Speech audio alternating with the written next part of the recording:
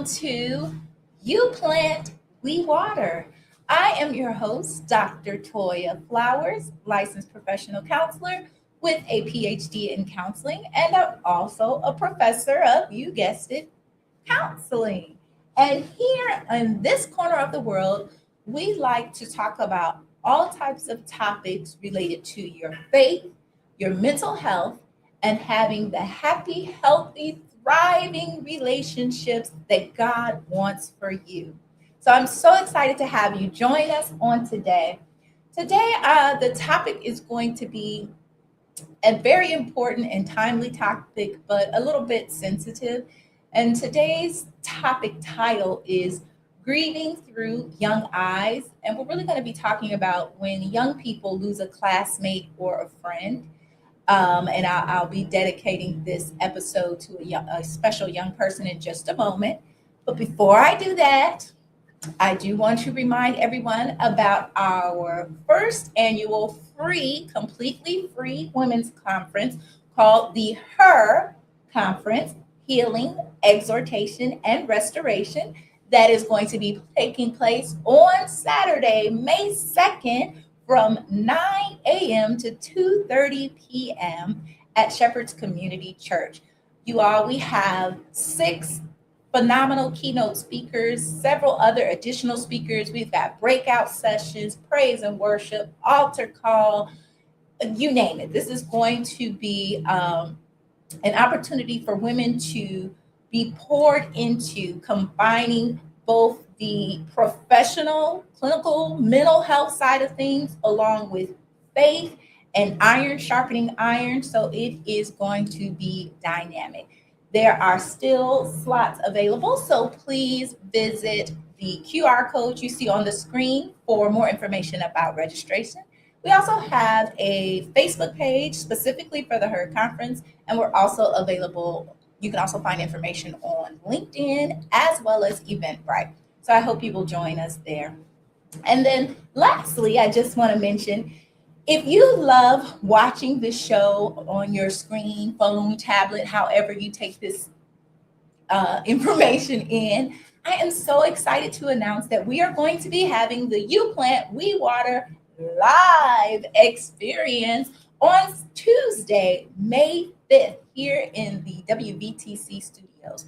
Join us, y'all. I have an excellent topic for you all. I can't wait to tell you more. So now that I've gotten those pieces out, and yes, me too, I'm so excited. So I want to dedicate this episode to a young man. My son lost a good friend, a 14-year-old by the name of Tyron Smith, who unfortunately passed away in a car accident due to being hit by a drunk driver. And so, as you might imagine, my own child has been struggling with this, but many of the other 8th graders in the school and the community have also been struggling.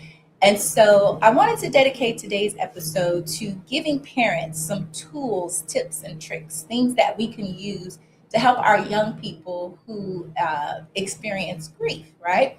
Because it's not something we frequently talk about, but we don't want to leave it to them to make it sense of it on their own.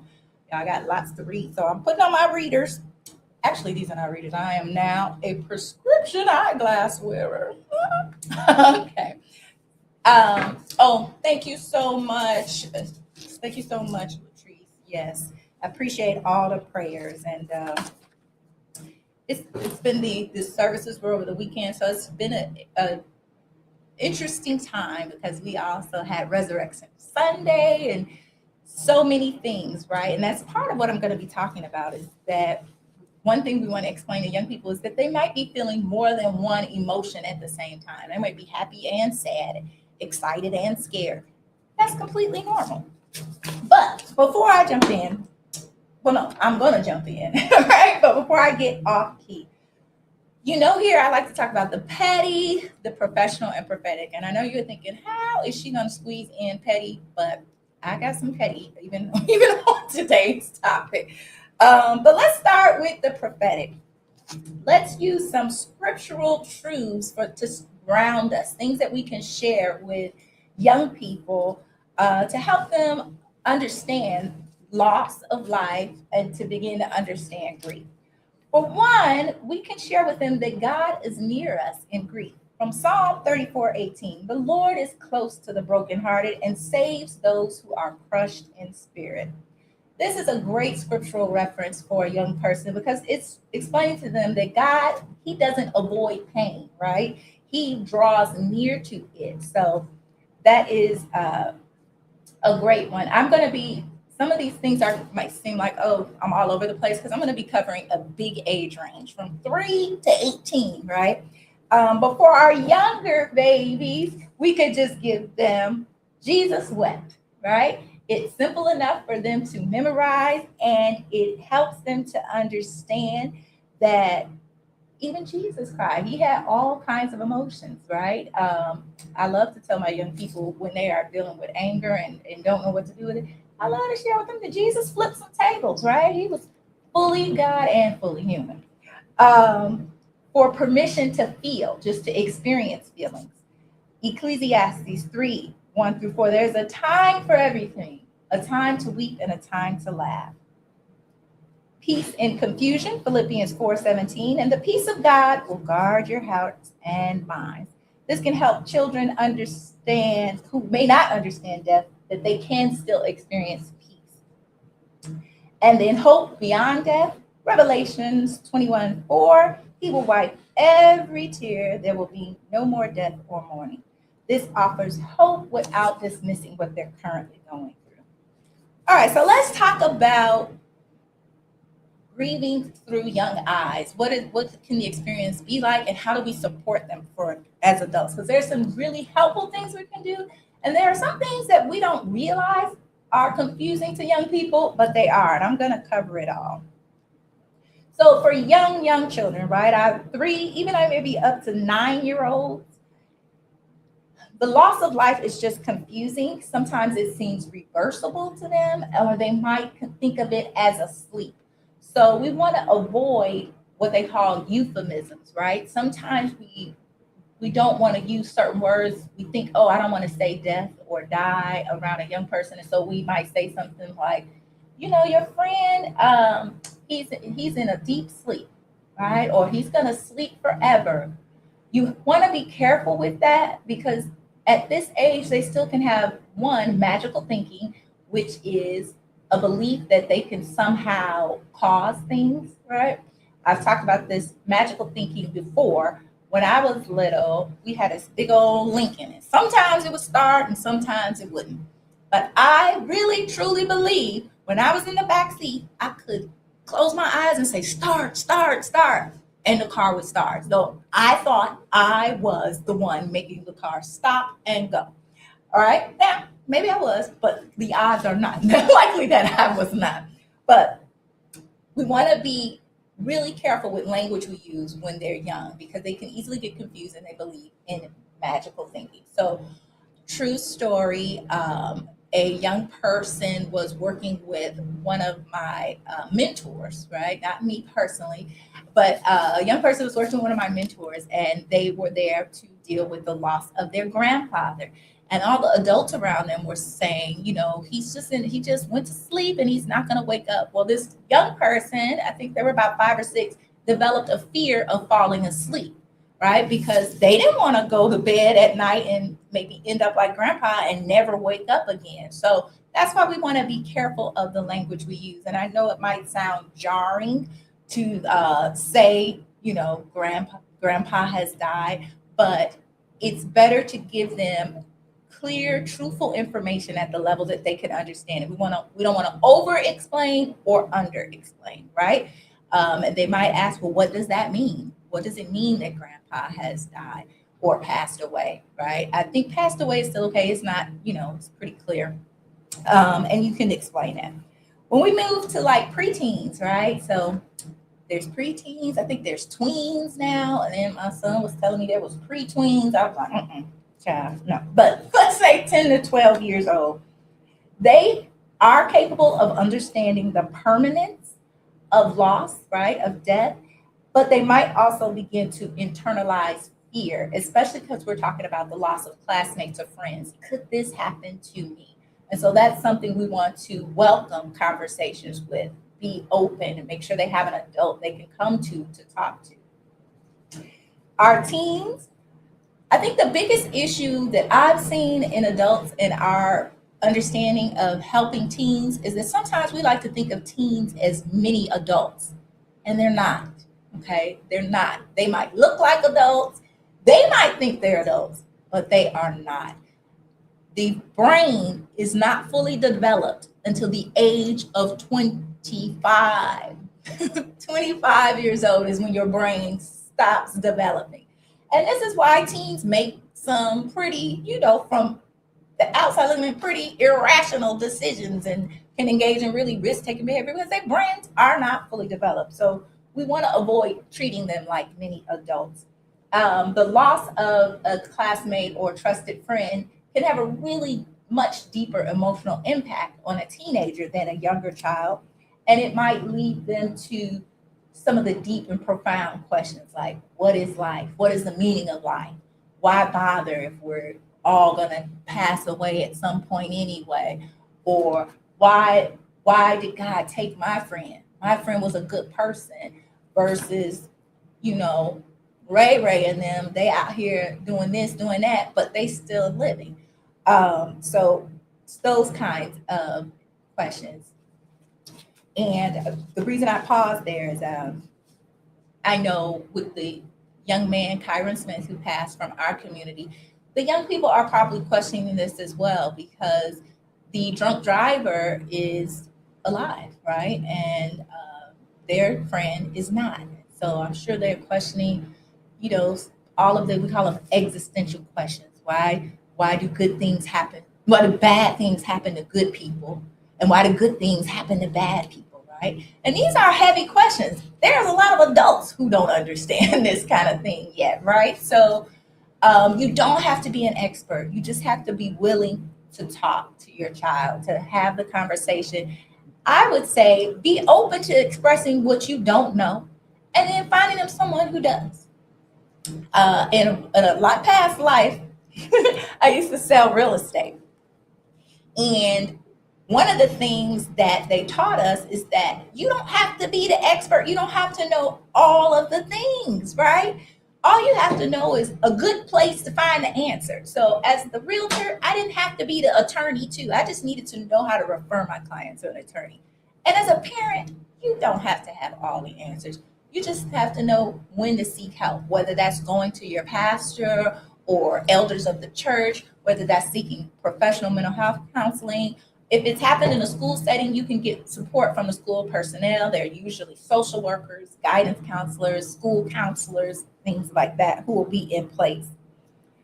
I want to spend a little bit of time, well, before I do that, because I'm going to talk about some common questions that kids typically ask.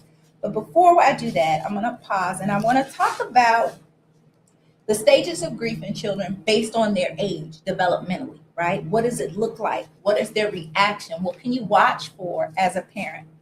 So when we're thinking about early childhood, our little babies, ages 3 to 6, right? Again, the way they might understand that they may think that it's temporary or reversible, sort of like cartoons or things like that, right? I'm dating myself here, y'all, but I used to watch stuff like Roadrunner and Bugs Bunny, and they would get ran over by bulldozers and, pop back up and continue to chase. They might engage in that magical thinking. Did I cause this? Some common reactions, things to look for in a 3 to 6 year old. Repetitive questioning. When are they coming back? Why did this happen, right? Second, we call this regression. It's when their development goes back to a younger stage, right? So maybe they're 6 and they have been, potty trained for years, but they might regress and you might begin to see some bedwetting.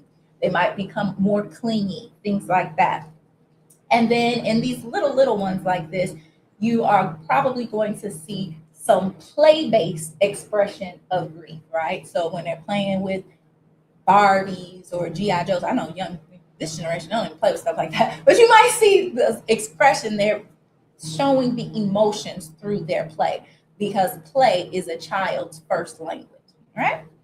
Okay, so things you could say if they're trying to understand, well, what is death? What does it mean? You can simply say, when someone dies, their body stops working and they don't come back, right? That's not giving them an impression that it's a long sleep or anything like that. And that can help them begin to understand that it is permanent so they can process their feelings.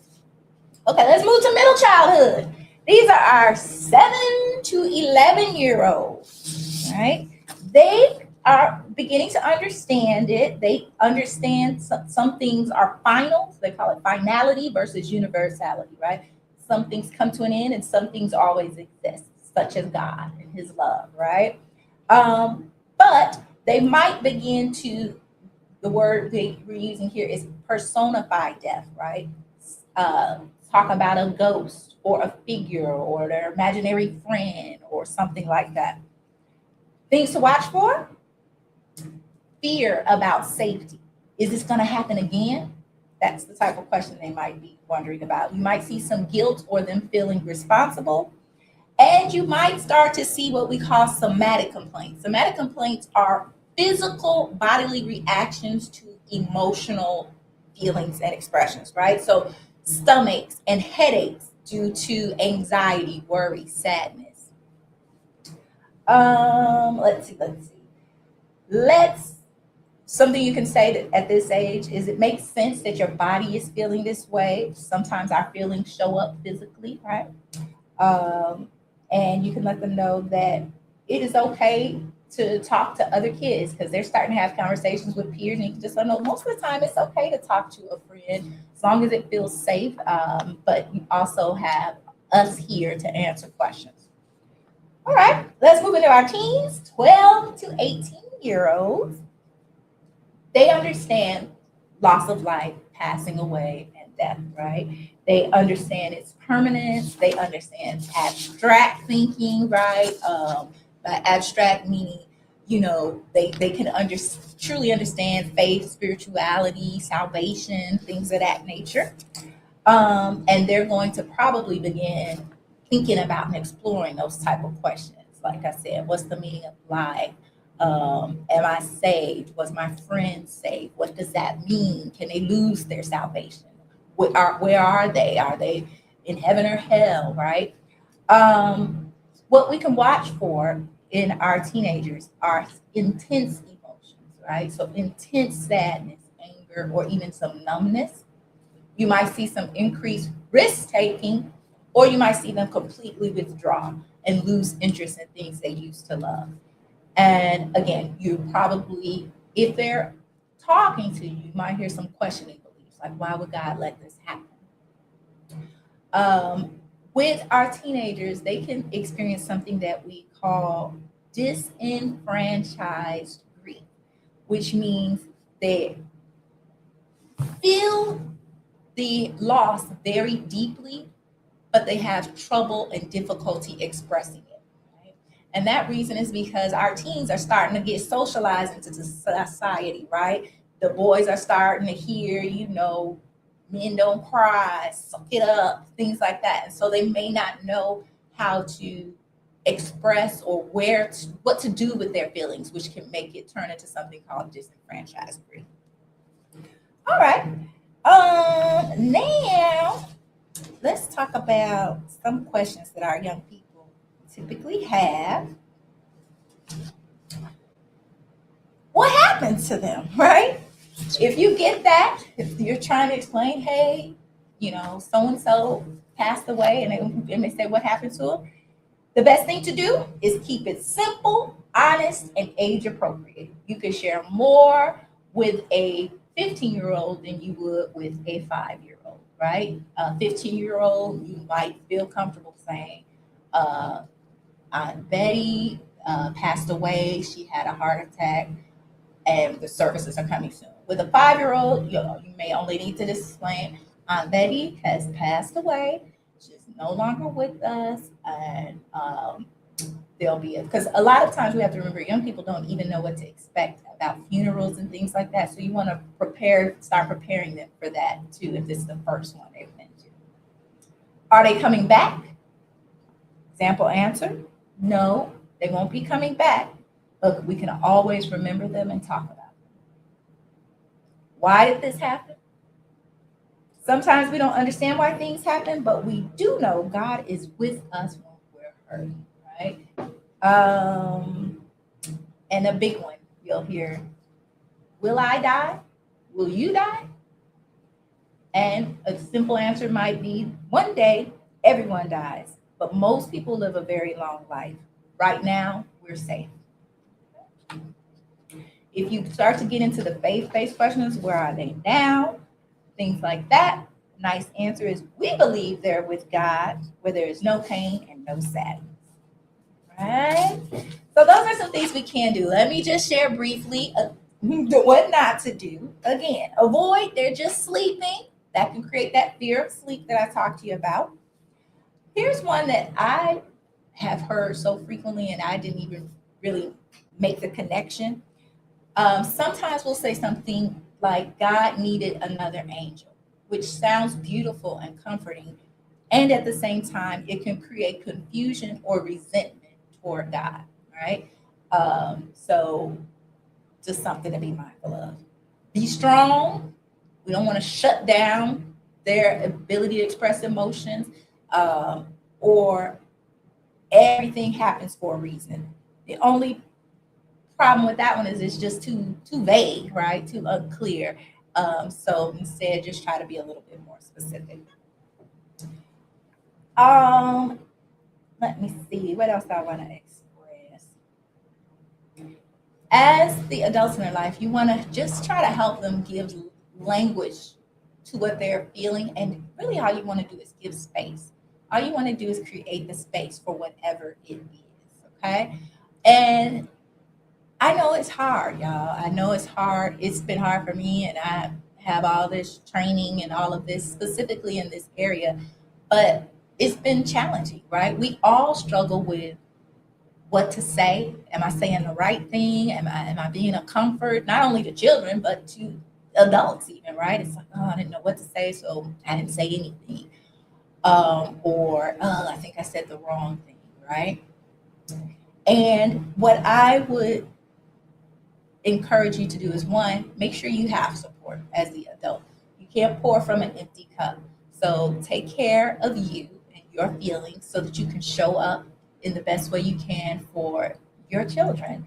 If it's a family member versus a friend and it's someone who you are grieving the loss of as well, use your village, use your extended family members and everyone who is around as a support as well. When it comes specifically to the situation we experienced with a classmate, community support can be very helpful in normalizing, right? With my son, we went to everything. He wanted to be a part of everything related to his friend and his friend's passing. So we went to several memorials, candlelight memorials. We were at the actual services. We went to the burial, the repast, you name it, we were there. And I've just supported that because I wanted him to be able to do whatever it is he needed to do, right?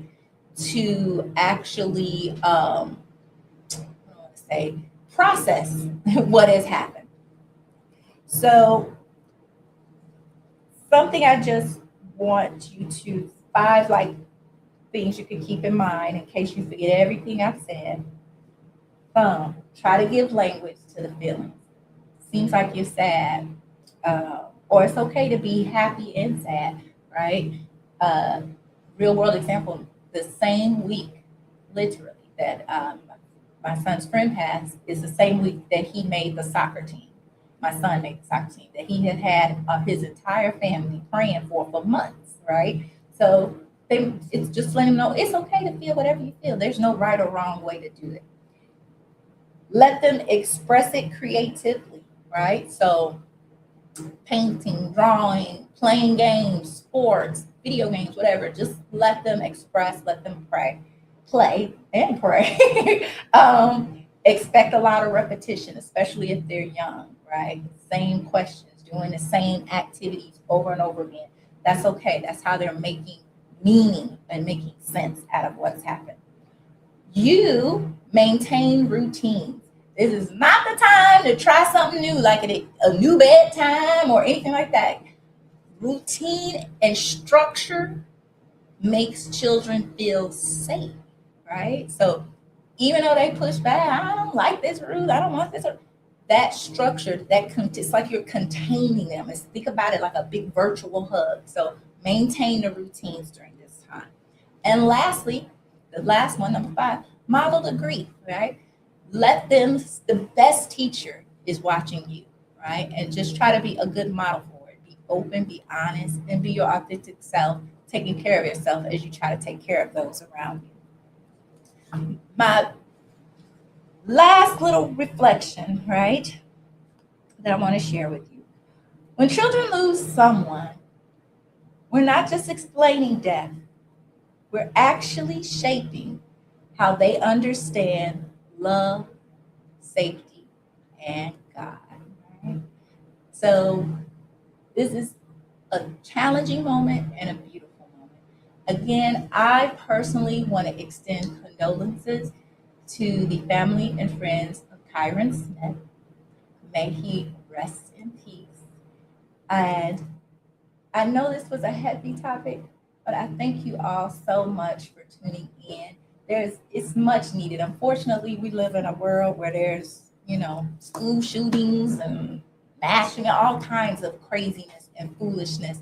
So being equipped as parents, right, is a beautiful thing when we can activate the knowledge and science and the skills that we know through study with our faith, because faith without works is dead. So we could be a great example of showing young people, even in the time of crisis, even when they feel they are being challenged, how to activate their faith, how to lean on God, not to their own understanding, but in all their ways acknowledge Him.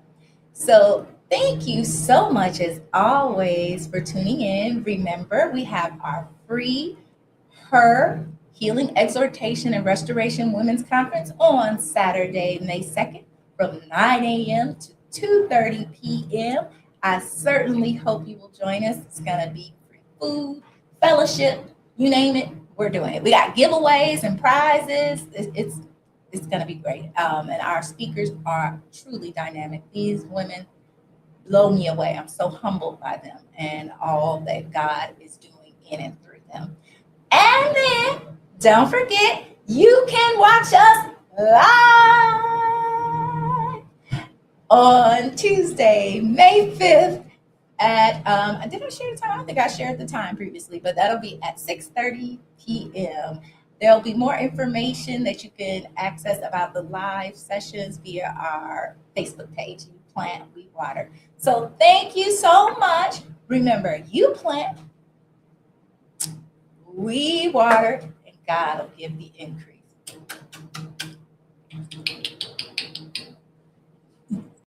Go to your Apple or Google Play Store and download the WVTC Gospel Radio app today. You can also say, Alexa, play WVTC Radio Skills. Would you like to play WVTC Radio Network? Absolutely. Download it today. Views made on the preceding program are not those of WVTC Radio, iNetworks Communications, or their financial supporters. Winning victory through Christ, WVTC Allsip Chicago, and iNetworks Communications Station.